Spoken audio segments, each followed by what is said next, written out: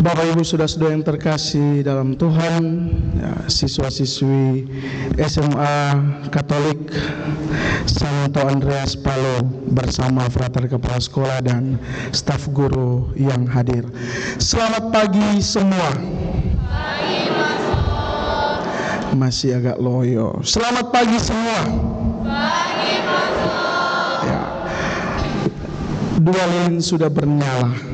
Ya, kita sudah ada di Minggu Advent yang kedua dan 2 minggu lagi sampai pada perayaan Natal. Nah, saudara-saudara yang terkasih dalam Tuhan, seperti yang sudah kita tahu bersama, seperti yang sudah sering diajarkan, ya, masa Advent adalah masa persiapan. Adventus, kedatangan. Dan dalam pengantar tadi saya mengatakan ada 2 hal yang harusnya kita renungkan secara khusus dalam perayaan Advent yang kedua ini yang ditawarkan oleh bacaan-bacaan kitab suci. Yang pertama tentang siapa sebenarnya yang sedang kita nanti-nantikan. Dan yang kedua, bagaimana cara kita mempersiapkan diri untuk menyambut kedatangan Ia yang kita nanti-nantikan. Ini penting. Jangan sampai ya kita salah menantikan orang. Ya, seperti anak muda yang kemudian salah menantikan kedatangan jodohnya, sehingga ada orang bilang, ya, jaga-jaga orang punya jodoh. Ya, jangan sampai kita juga salah persepsi tentang siapa yang kita nantikan.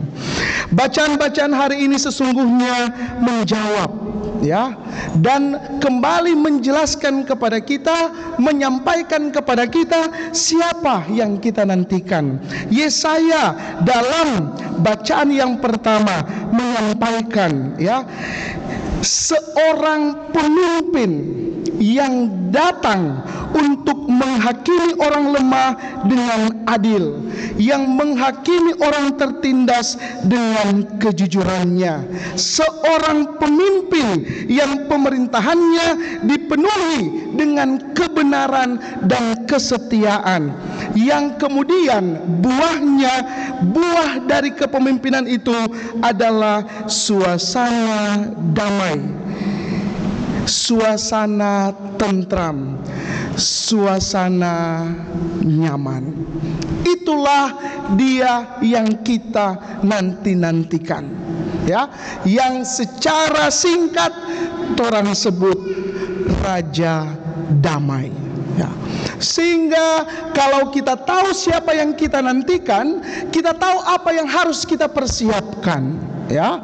Seperti misalnya ketika kita mau menantikan kedatangan tamu di rumah, ya, kita tahu siapa dulu yang akan datang, orang tahu mau siap apa, ya. Kalau di kampung-kampung, kalau pastor yang datang, pasti dorang sedia ayam Bangkok, ya. Biar tinggal itu, tapi kan ada pastor, orang potong, ya. Supaya apa? Mau menjamu pastor yang akan datang.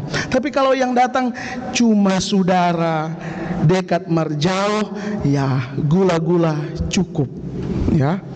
Jadi kita harus tahu dulu siapa yang akan datang, yang kita nanti-nantikan. Dan sekali lagi, ya, kitab suci menjawab, kitab suci membantu kita untuk kembali menyampaikan bahwa yang kita nanti-nantikan ialah seorang pemimpin yang datang dengan segala kedamaian yang ia bawa, Sang Raja Damai. Bahkan Paulus kemudian kepada jemaat di Roma kembali juga menegaskan bahwa Kristus yang akan datang, yang kita nanti-nantikan adalah keselamatan bagi manusia.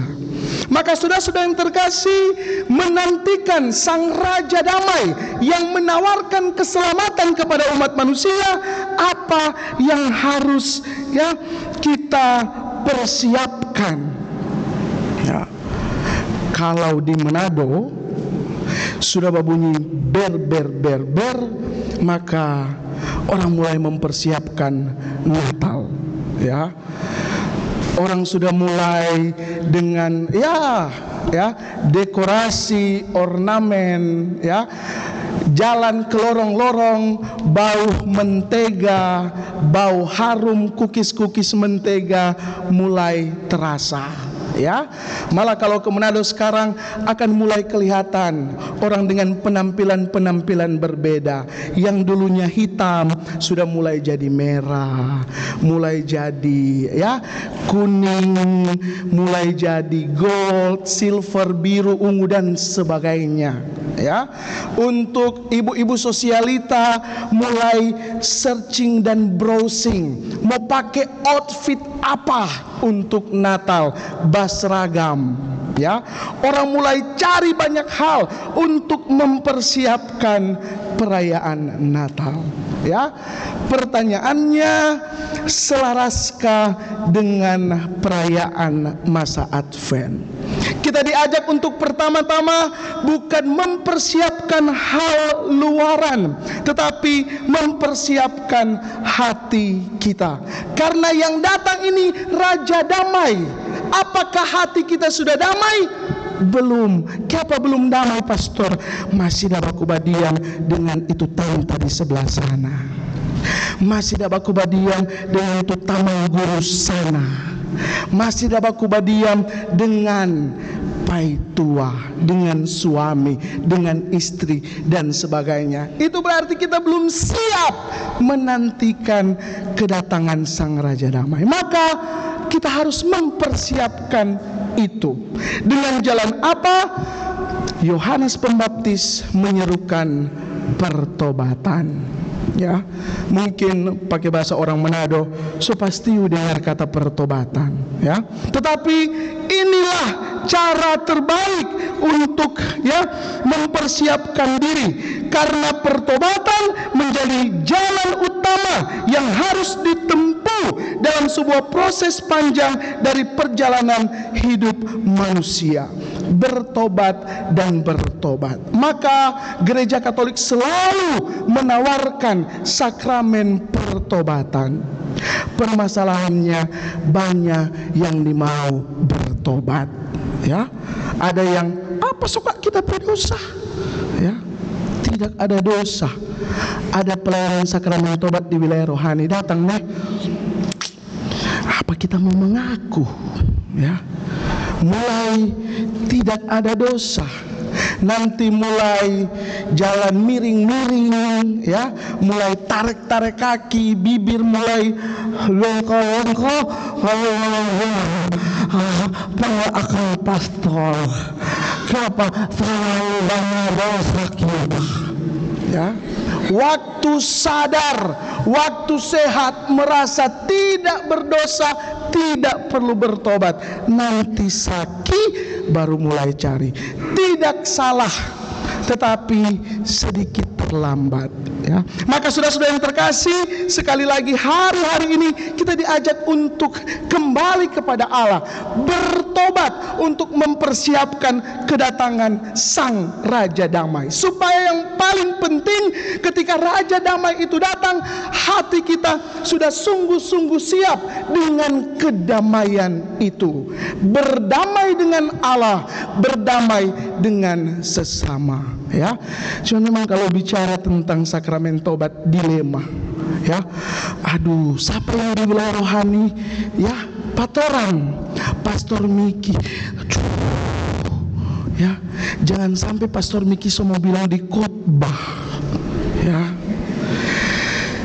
Bapak Ibu, saya katekesis sedikit. Ada yang namanya rahasia pengakuan, dan itu mengikat. Dan seorang imam yang, ya, istilahnya mengabaikan, ya, rahasia pengakuan, hukumannya berat, ya. Kemarin di salah satu wilayah rohani saya sempat sharing panjang, walaupun ada yang kemudian mulai tertidur, ya. Kalau bicara bagosip, mata terang. Tapi kalau mulai bicara begini, tasono, ya. saya menjelaskan tentang bagaimana pengakuan itu, sehingga tidak perlu takut. Pastor Miki mau sampaikan, ini tante, DP dosa begini. Tidak.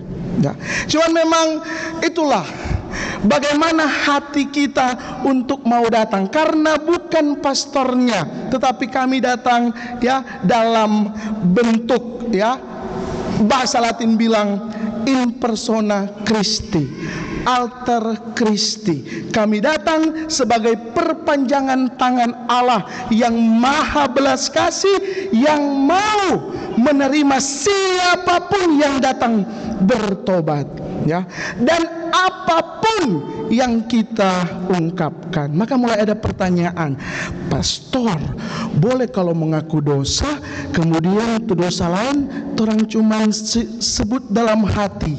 Tidak boleh. Kenapa? Karena dalam setiap sakramen gereja Katolik ada yang namanya forma dan materia.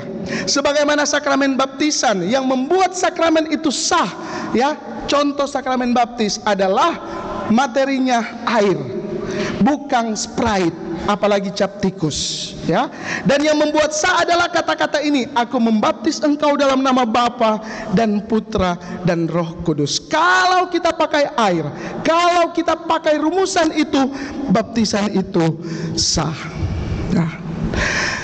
Termasuk dalam sakramen pengakuan dosa, yang menjadi materi adalah dosa-dosa yang kita ungkapkan, karena Tuhan sudah tahu apa yang orang buat, Tuhan maha tahu.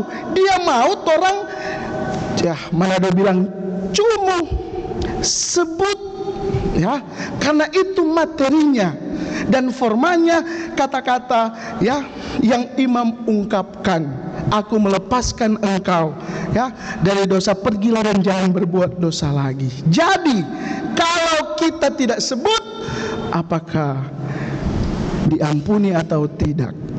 Jawab sendiri, Makanya kalau absolusi perorangan banyak yang tidak mau datang, Atau orang mulai tanya-tanya, pastor siapa di situ? Malah ada yang bilang, aduh cari pastor tua saja. Kenapa? Supaya setengah pongoh, Makanya saya bilang untuk pengakuan ini saya akan coba menjadi pastor yang sedikit pongoh, supaya ketika orang so bilang, kita bilang apa? Supaya saya kawat ulang, Kembali, sakramen pertobatan adalah sebuah bagian dari persiapan kita untuk menantikan kedatangan Sang Raja Damai, supaya ketika peristiwa Natal torang plong, tidak lagi ada dusta di antara kita. Baku dapat senyum, selamat pagi Enci, sampai di belakang, tuh Enci itu jangan percaya, ya Enci, supaya tidak ada dendam, Dalam perayaan Natal orang nanti menyanyi damai, damai, di sini damai, damai. Apa itu damai? Maka menanti perayaan itu, mari kita mulai siapkan diri agar kita punya hati yang damai, Sehingga rayakanlah sakramen tobat mulai besok, Silahkan. Kalau malu dengan Pastor Miki, Pak Pastor Will. Kalau malu Pak Pastor Will, Pak Pastor Frans. Kalau malu Pak Pastor Frans, langsung jumpa Petrus di surga. Bakusedo, Tetapi mari mempersiapkan hati, mempersiapkan diri kita agar kita sungguh-sungguh siap menantikan Kristus Sang Raja Damai. Rahmat Allah menolong kita.